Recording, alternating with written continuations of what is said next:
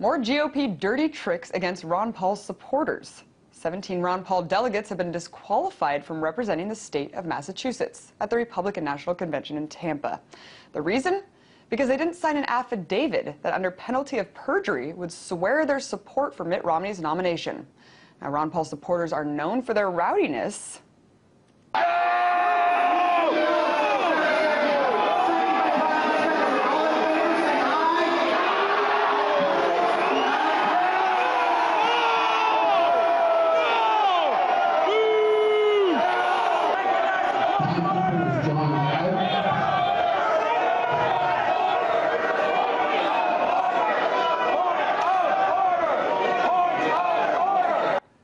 But the Republican Party has never required an affidavit in the process of selecting representative delegates. So why now? And what will this mean for the convention?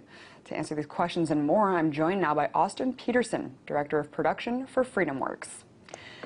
Hey, Austin, thanks for joining me. Thanks for having me. So why are they doing these intimidation tactics? I really don't know, because it seems like it's just one step closer on the re-elect Obama train, because Romney is really going to risk a civil war in the GOP if he continues to do this. And it's very disingenuous of Romney to come out and use an affidavit like this when he himself signed an executive order in 2003 reforming Massachusetts notary laws. When you look at this affidavit, it does have some clear problems with the notary on it. Well, the biggest glaring problem is, how can someone sign a notary saying that they will do something in the future? If you go and you pay your light bill, you have to pay your light bill when you sign the notary and get it signed. So how in the world can someone say, we demand that you get a form notarized saying you will do something in the future? It doesn't make any sense. So, I mean, the Paulites here might actually have some legal ground to say, no, we actually have some standing here. You can't make us sign an affidavit saying we're going to do something in the future to have notarized. So there are some legal problems here. That is a really interesting point. I didn't even think about it that way. Yeah. That is really interesting. And especially in 2008, when a Utah delegate wanted to vote for Mitt Romney instead of McCain, and the RNC's legal counsel actually made a statement saying that they don't recognize a state's binding of national delegates, consider each delegate a free agent who can vote for whoever they choose. Well, sure, absolutely. But the thing is that, you know, of course the Republican Party has their own rules. They can make, you know, delegates obey rules that the state parties lay down. And there's no federal requirement that says that delegates can't do whatever they want. You know, by strict definition of law, you know, we have a Voting Rights Act, which makes it so that anybody can vote for whoever they want in any, you know, federal election. And technically, the Republican National Convention is a federal election, because what happens is if you actually field a candidate, if you're putting up a candidate for a federal office, then you are subject to federal election laws. And federal election laws mean that you cannot bind someone to vote for a certain type of candidate. Delegates can vote for whoever they want. Now, the party can say, we will have repercussions if you don't do what I want. And they are a private club, and you will have to face the music if you don't do that. But you cannot say legally that someone absolutely must vote for someone and then bind them to that. This affidavit has no standing, I believe.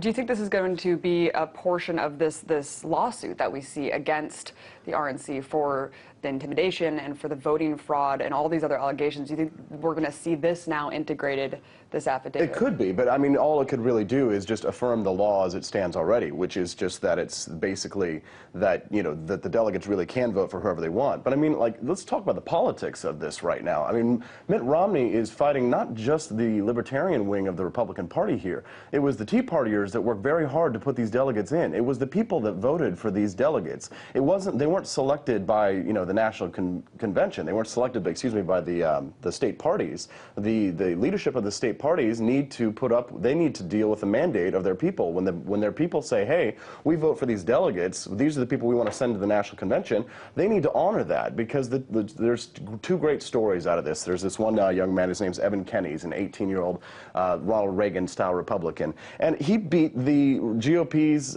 most recent governor candidate for a delegate slot. And you really want to disenfranchise these people? Carol Claros, she's a Worcester, Mass. Single mom and a nurse. You know, she spent the last several months organizing. She was absolutely terrified, nervous, giving her speech to become a delegate, but the people elected her.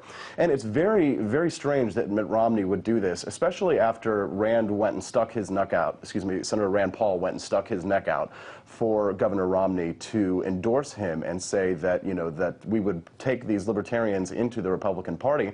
And then Senator Paul took a lot of backlash for for that from his own supporters. And so for Mitt Romney to come out and do something like this, it says something about Governor Romney's politics, that he's not interested in working with these libertarians in the GOP. And if so, that means that Rand's endorsement puts him in a more precarious position with his own supporters, because if they are disenfranchised at the Republican convention, you can bet, I mean, hell hath no fury like a Paulite scorned. And this is a really bad move by Governor Romney, because it's not just about the libertarians. There are a lot of Tea Party conservatives who do like Senator Rand Paul. They do like the libertarians. They do want these young people in the GOP. And if the GOP does keep pushing them, trying to push them out, you can guarantee that they're going to go pull that ballot for Gary Johnson, and they will re-elect Obama. Well, how much more can they really push them? I mean, this is pretty ridiculous. I mean, having someone sign an affidavit promising that you will endorse Romney. You just absolutely can't. I mean, you absolutely cannot do that. It's just against the law. What are people going to do who are, like the young gentleman that you talked about, who beat out the other candidate for the governor? Yeah, the gubernatorial candidate. I mean, what is that going to do to young people who want to get involved in politics and they see this kind of disenfranchisement happening? It's going to bring rage, and I really don't want to see any violence, but any more than we have. We've seen violence occur, and you know, analyzing Ron Paul's statement to his supporters after what happened in Louisiana at some of these caucuses where there was violence, always done to them, never were the Paulites instigating violence. But I would not want to have any more violence happen, and if something were to happen, I could see the delegates at the convention getting very angry, and who knows what could happen. You know, we've seen, you know, don't tase me, bro. We've seen a lot of violence done, and the last thing that I want is there to be a reason, a cause for any more rage. If the GOP wants to have a togetherness, if they want to pull everybody together to beat Obama, he's got to stop these kinds of tactics, because it's not like he's going to lose the nomination. Well, that's what I was just going to say. I mean, we already know that the nomination's in the bag. Right. Ron Paul's even come out himself and said that he doesn't have enough delegates. So what really is this all about? Is it just to halt the embarrassment? I mean, we already know what happened in Massachusetts with the supposed coup. I mean, I won't lie. These people, I think, are their status. I think that they absolutely fear what the Ron Paulites represent, which is real limited government. And that is the last thing that the establishment Republicans want to see in the United States. They do not want to see an end to bailouts. They do not want to see an end to wars. They do not want to see a return to civil liberties. They don't want Americans hearing this. So they want to shut these people up. I believe in my soul that's exactly what it is. And I don't want to get emotional about this. But, you know, I really care about these issues, and I care about the future of this country, and I think these Paulites do too, and they deserve to have their voice heard at the Republican convention. It's not like they're taking over the place. It's not like they're threatening any sort of violence or even doing any sort of violence.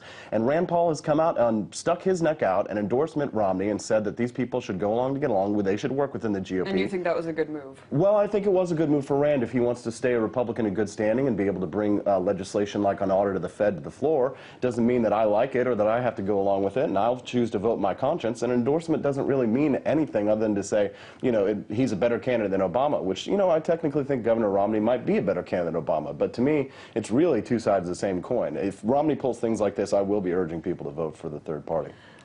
So right now, do you endorse Mitt Romney? Absolutely not, and I will not do so. I stand on the same grounds that Ron Paul does until Mitt Romney starts to make real concessions towards the libertarian platform. If he stops making actions like this, there's absolutely no way that a libertarian like myself could support a Mitt Romney. I would not do it. I'm a very compromising person. You know, I would take steps, you know, towards anyone who would hold their hand out to me and say, hey, you know what, Austin, you can't have Ron Paul as president, you can't have Rand Paul as president. But you know what we're going to do? We're going to say to you, you young Paulistas, you've worked so hard to work within the GOP. We're going to give you Rand or Ron as the VP. We're going to put Judge Napolitano, a real libertarian, as the Attorney General. We're going to audit the Fed and fire Bernanke, and that's it. You know, and then you know what? I might actually say, you know what, Governor Romney? Fine, let's do it. And we'll go out there and we'll beat Obama. But when he does things like this, he's just setting himself up for the re-elect Obama campaign. Why doesn't he get out there and put an Obama sign in his front yard right now? Because that's effectively what he's doing. Well, let's hear from Ron Paul himself about Romney. Let's roll that soundbite.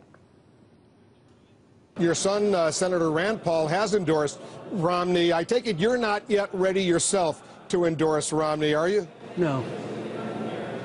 Not ready. You're not ready? No way. So there's Ron Paul seeming pretty determined that he's not going to endorse Mitt Romney. But you just said that you would concede some some aspects of your platform, or the Libertarian platform, in order to see some other things happen, like the audit, the Fed bill really be pushed through. I mean, what are the chances of that, though, really happening? Well, it doesn't look very good at the moment. I had thought that if, that we had made certain concessions, that perhaps the GOP might be more accommodating. And there is still time for the GOP to change their minds. They're not just alienating the libertarians here. They're also alienating real conservatives who want these, platform issues addressed. They do want an audit of the Fed. So I don't know what's going to happen in the next few months, but these are indications that that Governor Romney is not serious about winning election in 2012. And right now, with these kinds of tactics, it makes somebody say, well, 4 more years of Obama versus 8 years of Romney, we might be a better deal if we could put a Republican Senate and a Republican House in and create a divided government so that the conservatives don't go along to get along with Romney themselves and say, well, all the conservatives right now who are saying, oh, yeah, we'll pull it for Romney because he's a Republican. Well, what's going to happen if Romney wins? They're all going to turn away from their libertarian platform just like they've done in the past, and they're going to betray us. So it may be better for the Republicans to lose so that they'll actually, speak, limited government rather than go along to get along with whatever big government Romney's going to push down our throats for the next 8 years. It does seem like it's to that point where people have to ask, should we continue to work within the establishment or seek something outside of it? Thank you so much. Do everything you can, yeah. Thanks so much for joining us. Thank you. That was Austin Petersen, Director of Production for FreedomWorks.